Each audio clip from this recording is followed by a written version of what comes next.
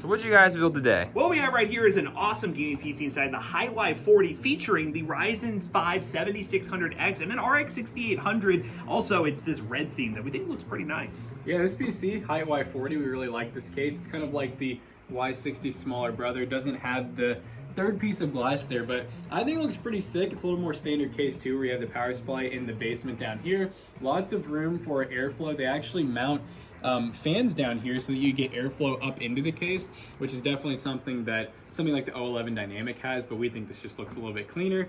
But as far as the other specs go, we have the Gigabyte X670 Aorus Elite AX. That means you get Wi-Fi 6 and the latest Bluetooth protocol. The Crucial P3 Plus 1TB Gen 4 NVMe SSD. We have 6,000 MHz G-Skill Ripjaw S5, 32 gigs, a Seago TEP 750 watt, 80 plus gold fully modular, and then we have the V-True V240, V-True Air RGB fans, and yeah, Highwire 40, beautiful build, and it will be $1,850 at PC Bros. Very good price. And if you want to buy a PC that's more expensive, or if you're on a budget and you want to buy something $1,000 or less, head on over to PCBros.tech and use code ToastyBros2 on checkout. You'll save 2% on your purchase. Also buy some merch. We have a lot of merch on the website as well, with a bunch of new stuff coming very soon.